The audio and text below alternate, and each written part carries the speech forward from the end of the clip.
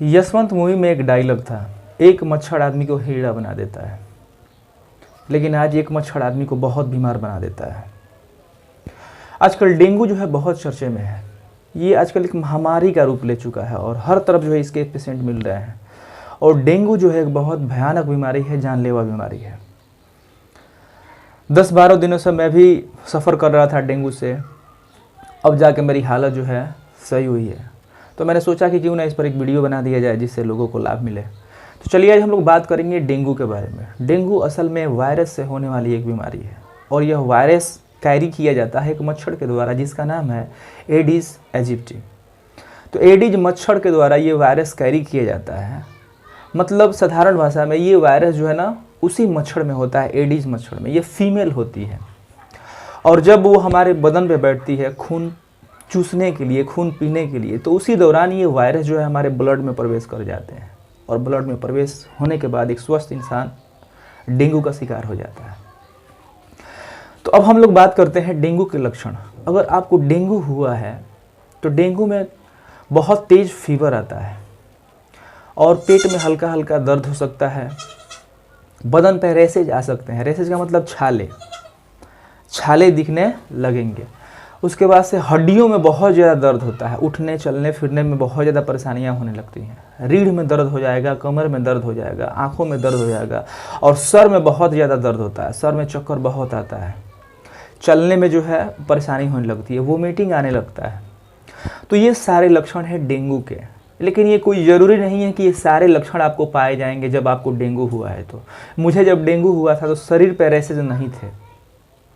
हाँ, शरीर में जो है बहुत ज़्यादा कमज़ोरी हो चुका था और चलने फिरने में परेशानी हो रही थी और सर में बहुत ज़्यादा दर्द था और हल्का हल्का पेट में दर्द था।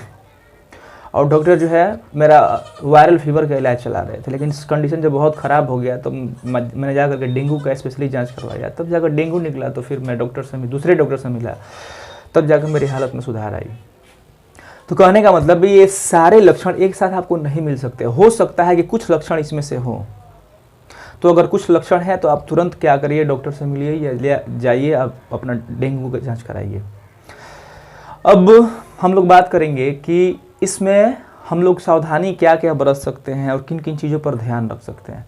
तो डेंगू के लिए कोई स्पेशल दवा नहीं होता है। लेकिन अगर सिचुएशन ख़राब है, जैसे एक नॉर्मल आदमी का प्लेटलेट, इसमें सबसे ज़्यादा खतरा होता है प्लेटलेट्स पर। प्लेटलेट्स जो होता है ब्लड का एक पदार्थ होता है, एक भाग होता है, एक अवयव होता है जो ब्लड में प्लेटलेट की मात्रा जो है कम से कम एक नॉर्मल शरीर में 1.5 लाख से 4 लाख तक होनी चाहिए। लेकिन अगर 1.5 लाख से नीचे आता है तो फिर ये एक चिंता का विषय है। और उसमें भी अगर 50-60 से नीचे गिर जाए तो ये क्रिटिकल सिचुएशन माना जाता है। इसमें प्लेटलेट चढ़ाने की भी आवश्यकता पड़ जाती है। तो अगर प्लेटलेट आपका गिर रहा है तो डॉक्टर से मिलने की ज़रूर आवश्यकता होती है, क्योंकि प्लेटलेट बहुत तेज़ी से इसमें गिरता है। मेरा प्लेटलेट जब मुझे हुआ था, अभी फ़िलहाल 2-3 दिनों से मैं ठीक हूँ, तो मेरा प्लेटलेट एक दिन में लगभग 90,000 तक गिर गया था। एक दिन पहले मैंने अपना चेक कराया तो प्लेटलेट मेरा था, सीबीसी में प्लेटलेट था 1,70,000। अगले रोज़ मैंने चेक कराया, रात भर में सिचुएशन ख़राब हुआ तो मैं फिर जा करके चेक कराया तो प्लेटलेट मेरा हो गया था 80,000। तो 90,000 का कुल गिरावट हुआ था एक दिन में। तो बहुत तेज़ी के साथ इसमें गिरता है। इसलिए इस बीमारी में हर रोज़ सीबीसी चेक करवाने की ये आवश्यकता होती है। अगर आपको डेंगू हुआ है और बहुत सावधानी बरतना चाहते हैं तो हर रोज़ आप अपना सीबीसी चेक करवाइए। सीबीसी चेक करवाने से ये होता है कि ब्लड में प्लेटलेट्स कितना है ये आपको पता चलते रहता है। वो गिर रहा है या बढ़ रहा है, ये चीज़ का पता आपको चल जाता है, जिससे सिचुएशन ख़राब होता नहीं है। हाँ, तो आपने इतना समझ लिया कि डेंगू जो है मच्छर के काटने से होता है, फीमेल एडिस मच्छर काटने से होता है और बहुत भयानक बीमारी है। और जैसा कि मैंने आपको बताया कि इसमें सारे ये लक्षण नहीं मिलते हैं, कुछ लक्षण आपके साथ देखने को मिलेंगे। तो आप ब्लड का चेक करवा लीजिए। अगर 70,000 और 60,000 पर अगर आपका अगर प्लेटलेट हो तो आप हर रोज़ सीबीसी करवाइए। सीबीसी करवाइएगा, 300, 400, 500 का रोज़ का खर्चा आएगा और इसमें आपका प्लेटलेट पता चलता रहेगा कि कम हो रहा है या ज़्यादा हो रहा है। तो इन चीज़ों पर आप ध्यान रख सकते हैं और इस डॉक्टर से आप ज़रूर मिलें, क्योंकि मैंने कई लोगों को मरते हुए देखा है डेंगू से। डेंगू एक बहुत भयानक बीमारी है। चलिए अब हम लोग बात करते हैं खान पान ही क्या है डेंगू का मेडिसिन। अगर आपका खान पान सही है तो फिर डेंगू में रिकवरी बहुत तेज़ी से आपको हो जाता है। और ये चीज़ जो है ना इसमें जूसी फ्रूट्स सबसे ज़्यादा लिए जाते हैं। इसमें आप क्या क्या ले सकते हैं, जितने भी जूसी फ्रूट्स हैं जिसमें जूस होता है, जैसे कि अनार वगैरह हो गया, इन चीज़ों को आप ले सकते हैं। जूस जो है मौसमी वगैरह का आप ले सकते हैं। पानी, अगर बहुत मतलब पैसा ज़्यादा आप खर्चा नहीं करना चाहते हैं तो पानी आप बहुत पीजिए। हालांकि पानी पीने का बिल्कुल मन नहीं करता, इसमें स्वाद भी जो है ना बिल्कुल बिगड़ जाता है, कोई भी चीज़ का स्वाद नहीं आता है और पानी तो बिल्कुल पीने का मन नहीं करता है। लेकिन इस बीमारी का इलाज यही है कि शरीर में जो है पानी का मात्रा घटना नहीं चाहिए। कम से कम 3.5 या 4 लीटर पानी आपको रोज़ पीना है। 24 घंटे के अंदर 3.5 या 4 लीटर पानी आपको पी जाना होता है। अगर आप पानी पी लेते हैं और जूसी फ्रूट्स ले लेते हैं तो फिर डेंगू आपको हरा नहीं पाएगा। एप्पल वगैरह लीजिए, अनार वगैरह लीजिए, ये लीजिए। सबसे बेहतरीन फ्रूट्स जो कीवी होता है, कीवी हर रोज़ आपको 5-6 लेना होता है। 5-6 आपको लेना है डेंगू में, तो बस लेना है।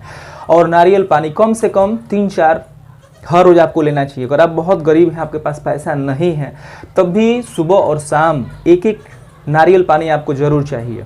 और कम से कम 2 या 3 कीवी हर रोज़ आपको खाना है। कितना हो आप गरीब हो तो इतना आपको खाना है, वरना डेंगू आपको काफ़ी ज़्यादा प्रभावित कर सकता है, जान भी ले सकता है डेंगू। और जैसे कि मैंने बताया, ये 2 और 3 दिनों में आपकी हालत बिल्कुल ख़राब हो सकती है और 2-3 दिनों में जान जा सकती है।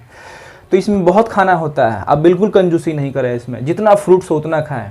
हाँ, 10-12 हज़ार आपको खाना ही होगा सिर्फ फ्रूट्स में, तब जाके जो है ना डेंगू में रिकवरी हो पाएगा। जहाँ जी अगर कंजूसी हुई तो फिर बहुत ज़्यादा दिक्कत हो सकता है। तो इन चीज़ों पर आप ध्यान रखें। उसके बाद से सबसे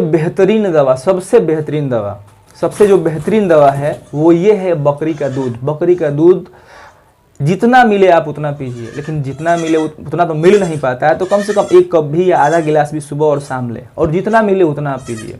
उसके बाद से गाँव में पपीते का पेड़ का 1 पत्ता सुबह में और 1 पत्ता शाम में, उसका आप जूस जो है बनवा करके आप पी सकते हैं।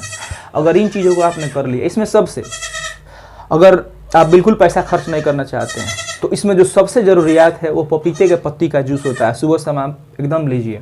बकरी का दूध बिल्कुल ज़रूरी है, आपको लेना ही है। और कीवी लेना ही है, और नारियल पानी है, ये लेना ही है। और घर पे आप पानी जितना हो सके उतना आप पीजिए। कम से कम 3.5 या 4 लीटर आप पानी पीजिए। अगर आप इतना कर लेते हैं तो डेंगू से रिकवरी करने में आपको बहुत आसानी हो जाती है। 3 से 4 दिनों में आपका प्लेटलेट जो है बढ़ जाता है। और सारा खेल प्लेटलेट का है। प्लेटलेट क्या होता है, तो ब्लड्स का एक पदार्थ होता है, और ये इसका काम क्या होता है, तो ब्लड को जमाने का काम होता है। जब भी आपने देखा होगा कि कहीं हाथ कट जाता है, कहीं पर भी आपके बदन में खरोच आ जाता है, तो ब्लड निकलना स्टार्ट हो जाता है और तुरंत वो जम भी जाता है।